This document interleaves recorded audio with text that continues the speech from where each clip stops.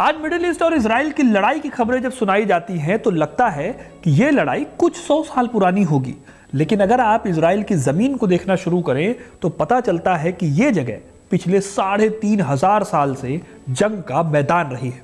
आज जिस जंग की कहानी मैं आपको सुनाने वाला हूं वो दुनिया की पहली रिकॉर्डेड वॉर है। जिस लड़ाई को आर्मेगेडोन या कयामत की लड़ाई के नाम से जाना जाता है वो असल में हार्मेगेडो है, जो आज की तारीख में इजराइल के नॉर्थ में पड़ता है। आज से 3,500 साल पहले जब दुनिया के पास ना तो आज की टेक्नोलॉजी थी ना आज की तरह आर्मी थी, तब इतिहास की पहली ऐसी जंग लड़ी गई जिसे हम फैक्ट्स और डिटेल्स के साथ जानते हैं। यह कहानी है फराओ थुटमोस III की, जिसने आज के इजराइल की जमीन पर कदम रखकर इतिहास का रुख मोड़ दिया। तो ये पूरी कहानी जानने के लिए वीडियो को पूरा देखिएगा, चैनल को सब्सक्राइब कीजिएगा, क्योंकि अपना इतिहास नहीं जानोगे तो खुद को कैसे पहचानोगे। बात है साल 1457 ईसा पूर्व की। इजिप्ट की सत्ता में एक बड़ा फैमिली ड्रामा चल रहा था। यहाँ की रानी हेटशेपस्ट की मौत हो चुकी थी। हेटशेपस्ट असल में थुटमोस III की सौतेली माँ और बुआ थी। इन्होंने करीब 20 साल तक इजिप्ट पर रूल किया था। हेटशेपस्ट एक बहुत ही बिजनेस माइंडेड शासक थी। उन्होंने इजिप्ट को ट्रेड में तो बहुत अमीर बना दिया, लेकिन उनका ध्यान आर्मी और कब्जों पर थोड़ा कम था। इसका रिजल्ट ये हुआ कि लेवांत घाटी का वो इलाका जहां आज इजराइल, सीरिया और पैलेस्टाइन बसे हुए हैं, वहां के लोकल राजाओं को लगा कि इजिप्ट अब कमजोर पड़ गया है। यहां आपको ये समझने की जरूरत है कि उस जमाने में, यानी आज से 3,500 साल पहले, इजिप्ट आज के अमेरिका जैसा एक ग्लोबल सुपर पावर होता था। उसका दबदबा सिर्फ नाइल रिवर तक लिमिटेड नहीं था, बल्कि आज का इजराइल, पैलेस्टाइन और सीरिया भी इजिप्ट के सामंत राज्यों की तरह थे। यहाँ के छोटे छोटे लोकल राजा इजिप्ट के फराओ को प्रोटेक्शन मनी या टैक्स देते थे और बदले में इजिप्ट की गुलामी तो नहीं मिलती थी, लेकिन उसकी बादशाहत को सिर झुकाकर एक्सेप्ट करना पड़ता था। अब जैसे ही थुटमोस III ने अकेले सत्ता संभाली, उनको खबर मिली कि नॉर्थ से एक बड़ा गुट उनकी सीमाओं की ओर बढ़ रहा है। ये कोई छोटी मोटी बगावत नहीं थी, बल्कि एक ऐसी जियोपॉलिटिकल साजिश थी जो इजिप्ट के अस्तित्व को भी मिटा सकती थी। इस विद्रोह का चेहरा था किंग ऑफ कादेश, जो आज के सीरियाई इलाके का एक ताकतवर राजा था।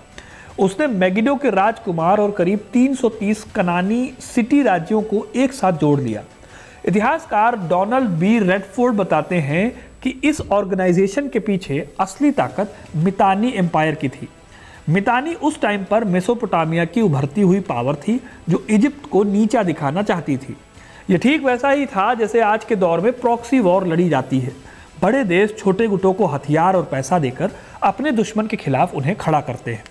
एग्जाम्पल के लिए ईरान के प्रॉक्सी हैं हमास और हिजबुल्ला।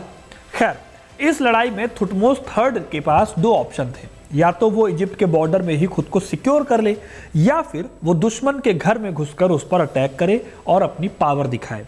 अब ये तो क्लियर है कि दूसरा स्टेप काफी मुश्किल था, लेकिन थुटमोस ने सेकंड ऑप्शन ही चुना। इन्होंने अपनी जमीन को जारू के किले पर इकट्ठा होने को कहा। मॉडर्न मिलिट्री हिस्टोरियंस के मुताबिक थुटमोस की सेना में लगभग 10,000 से 20,000 सैनिक थे, जिनमें पैदल सेना और 1,000 से ज्यादा रथ या चैरियट शामिल थे।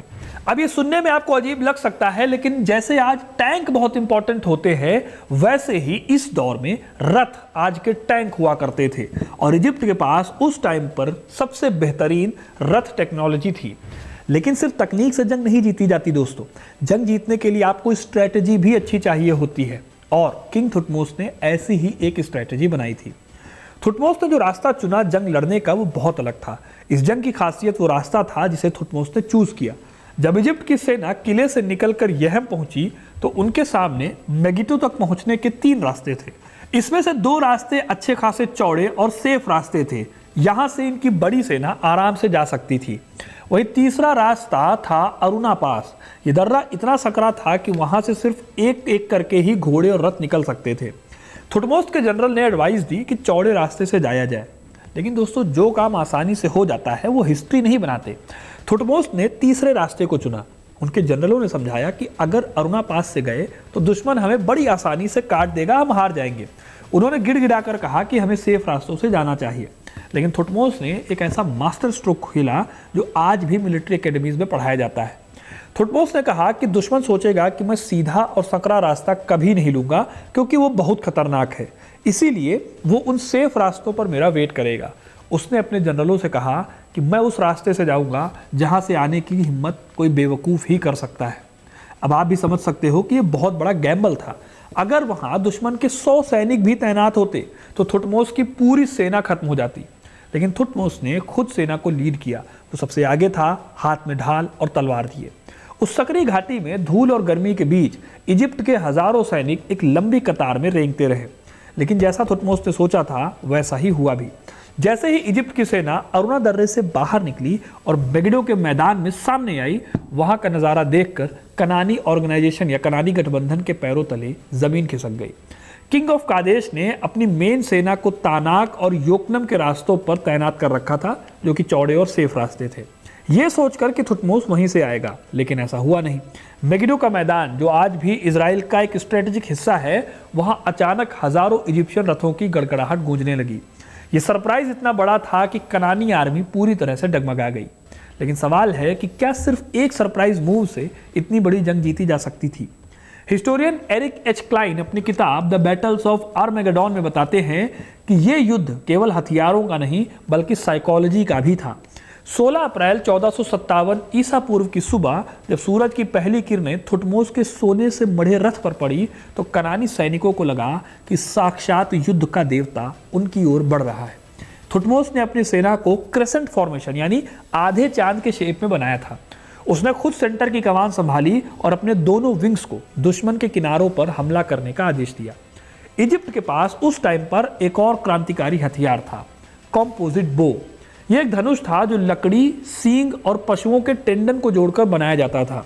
यह इतना खतरनाक हथियार था कि यह दुश्मन के कवच को भी भेद सकता था। जब इजिप्ट के धनुर्धरों ने तीरों की बौछार शुरू की तो कनानी आर्मी में भगदड़ मच गई। वो मैदान छोड़कर मेगिडो की ऊंची दीवारों की तरफ भागने लगे। लेकिन यहाँ कहानी में एक ऐसा मोड़ आता है जो हमें आज के जंगों की याद दिलाता है।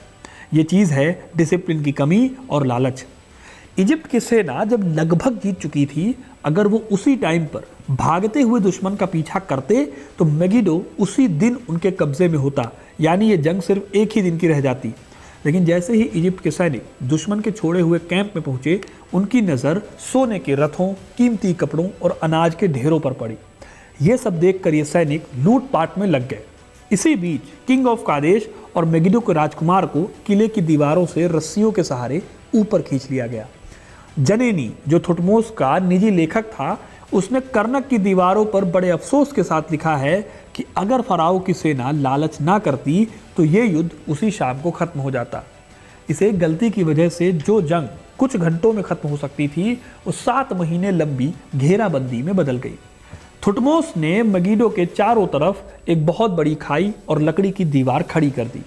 उसने ऑर्डर दिया कि इस शहर के अंदर एक चूहा भी ना जा पाए। अब किले की लड़ाई में सबसे बड़ी प्रॉब्लम यह होती है कि आपकी सप्लाई कट जाती है और दुश्मन जो है वो आपके आसपास पूरा कब्जा करके बैठा होता है। यही यहाँ पर भी हुआ। मेगिडो के अंदर रसद खत्म होने लगी। इजराइल की उस भयानक गर्मी में किले के अंदर बंद लोग भूख और प्यास से मरने लगे।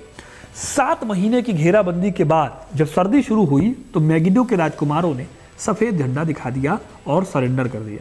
थुटमोस ने किला जीत लिया था, लेकिन उन्होंने जो स्टेप इसके बाद उठाया उसने उन्हें इजिप्ट के महान राजाओं में शामिल कर दिया। थुटमोस ने मेगिडो के लोगों का कत्लेआम नहीं किया। उसने उन राजाओं को माफ़ कर दिया, लेकिन एक ही शर्त रखी। उसने उनके बड़े बेटों को इजिप्ट से ले जाकर वहाँ के कल्चर और लॉयल्टी की शिक्षा देने का फैसला किया। यह आज के टाइम्स के हिसाब से आप सॉफ्ट पावर की तरह समझ सकते हो। थुटमोस को पता था कि अगर वो इन राजकुमारों को अपना बना लेगा तो फ्यूचर में ये कभी भी इजिप्ट के खिलाफ रिबेलियन नहीं करेंगे। कर्नक के एनाल्स के मुताबिक थुटमोस अपने साथ 900 से ज़्यादा रथ, 2000 से ज़्यादा घोड़े और हज़ारों की तादाद में जानवर लेकर गया। इस जीत ने इजिप्ट को एक रीजनल पावर से बदलकर दुनिया का पहला असली साम्राज्य बना दिया। इसके बाद थुटमोस ने अगले 20 सालों तक लगभग हर साल इजराइल और सीरिया के इलाकों में अभियान चलाए। उसने इजिप्ट की सीमा को यूफ्रेटस नदी तक पहुंचा दिया। लेकिन दोस्तों, इस कहानी का एक दूसरा पहलू भी है जो इसे ब्लैक एंड वाइट नहीं रहने देता। क्या थुटमोस वाकई एक लिबरल राजा था, या वो ऐसा पॉलिटिशियन था जो जानता था कि जिंदा गुलाम मरे हुए दुश्मन से ज़्यादा काम आते हैं? किंग ऑफ कादेश, जो इस पूरी बगावत का मास्टरमाइंड था, वो घेराबंदी के दौरान वहाँ से भागने में कामयाब रहा। आने वाले कई सालों तक वो इजिप्ट के लिए सिरदर्द बना रहा। हिस्टोरियंस के बीच आज भी इस बात को लेकर बहस है कि क्या कर्नक एनल्स में दिया गया नंबर पूरी तरह से सही है। इजराइल की मिट्टी से मिलने वाले आर्कियोलॉजिकल एविडेंस बताते हैं कि उस दौर में युद्ध के दावों को अक्सर बढ़ा चढ़ाकर पेश किया जाता था। एग्जाम्पल के तौर पर प्राइमरी सोर्स केवल 83 कटे हुए हाथों का जिक्र करते हैं, जो मरे हुए दुश्मनों की गिनती का तरीका था। इतनी बड़ी लड़ाई के हिसाब से ये नंबर काफ़ी कम लगता है। दोस्तों, मेगिडो का युद्ध बताता है कि इजराइल की यह ज़मीन सदियों से साम्राज्यों के टकराने की जगह रही है, चाहे वो 3500 साल पहले के थुटमोस हों या बाद के असीरियन, बेबीलोनियन, रोमन, क्रूसेडर्स और आज की मॉडर्न आर्मीज। मेगिडो की ज्योग्राफी कभी नहीं बदली। वो टीला आज भी वहीं खड़ा है और हमें याद दिलाता है कि जंग केवल हथियारों से नहीं बल्कि उन स्ट्रैटेजिक फैसलों से जीती जाती हैं जो अरुणा जैसे खतरनाक दर्रों के लिए ली जाती है। थुटमोस ने जो रास्ता चुना वो हमें आज के सर्जिकल स्ट्राइक और डीप पेनिट्रेशन ऑपरेशंस की याद दिलाता है। इतिहास की ये पहली बड़ी लड़ाई केवल इजिप्ट की जीत नहीं थी, बल्कि ये दुनिया को युद्ध और कूटनीति का पहला मुकम्मल सबक भी था। थुटमोस III ने साबित किया कि एक महान सेनापति वही है जो न केवल जीतना जानता हो बल्कि ये भी जानता हो कि कब रुकना है और कब माफ़ करना है। जैसे हमारे देश में आप अशोक के एग्जाम्पल को देख सकते हैं। सवाल ये है कि क्या हम आज के दौर में उस प्राचीन बुद्धिमानी को अपना सकते हैं या फिर मेगिडो की वो क़यामत वाली भविष्यवाणी ही हमारा भविष्य है। ये एक ऐसा सवाल है जिसका जवाब शायद आने वाली सदियाँ ही दे पाएंगी। सबसे इंटरेस्टिंग बात यह है कि एक हिस्टोरियन है जिन्होंने कहा था कि हम इतिहास से ये सीखते हैं कि हम इतिहास से कभी कुछ नहीं सीखते। क्या इजराइल की जंगों को देखकर उनकी ये बात सही साबित नहीं होती? अपनी राय हमें कमेंट बताना मत भूलिएगा। वीडियो अगर पसंद आई है तो इसे लाइक और शेयर करें और ऐसी तमाम इंटरेस्टिंग कहानियों के लिए, इतिहास से जुड़े रहने के लिए हिस्ट्री कनेक्ट को सब्सक्राइब जरूर करें। बहुत बहुत धन्यवाद।